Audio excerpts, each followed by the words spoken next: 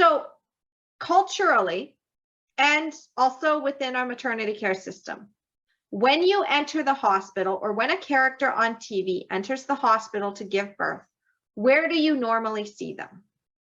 In bed, right? They're usually sitting in bed. They've got they've got the monitor strapped to them, and they're pushing and screaming, and it's awful, right? The thing is that our culture also informs what's happening in society.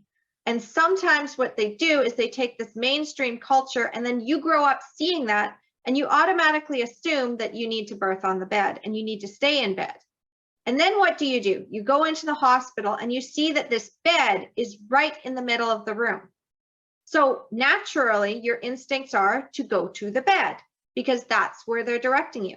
Now, the hospital, they might say that you can birth anywhere, that you can birth in any position, but I'm going to tell you, they actually want you to just birth on the bed. They actually want you to be on the bed and in the bed and laboring in the bed, because it's more convenient for them to have you strapped to the monitor so that they don't have to do much. They can just come in and look at the monitor and then walk out again.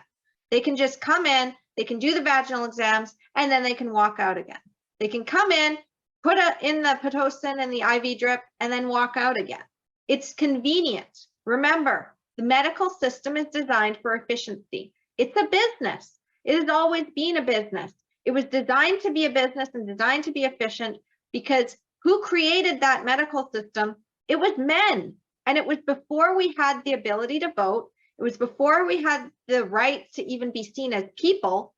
And that is built right into our culture, and it is built into our system. It's something that we need to find, root out, and we have to change the whole system. How do we do that? By reclaiming birth and recognizing it as a physiological process. You are designed to move during birth. Your baby will signal to you multiple times when to get into certain positions. Now, this happened to me, is that I knew that I needed to be instinctively on my hands and knees, leaning over the bed. And the midwife and the nurse wanted me on the bed. So I was then put flat on my back, on the bed, told to push, and my baby wasn't ready. So it took 3 hours of me thinking that I was going to end up with a C-section because I couldn't get my baby out. Why? Because gravity was working against me. Jenny noticed that she couldn't be in any of the positions that she had initially intended to be in.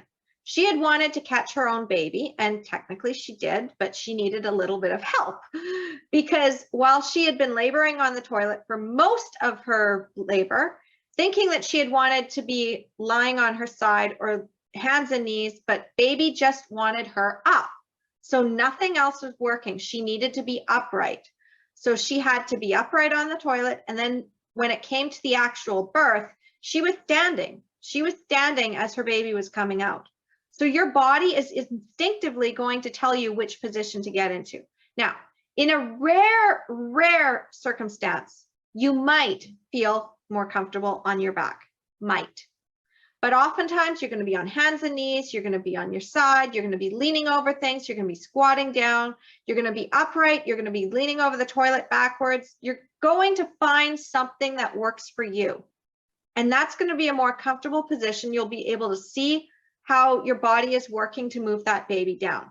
Whatever that position is for you, you will instinctively know. You don't need anybody to tell you. But if you are staying in bed, you are now restricted in movements. Not only that, but it also sends that signal to your mind that something's wrong and that you're sick. It signals to the doctors that you are sick, and it allows them to also strap you to the monitor and do all the vaginal exams. As long as you stay out of that bed, they can't really do anything to you. They can't reach you. So the bed equals like basically submission. You don't want that. And again, if you want the full guide and have this list that you can use as reference, it's a PDF guide. You can put it on your phone. You can refer to it anytime you want. Just go to www.empoweringmomsbirth.com/store. All right, I'll talk to you soon. Bye.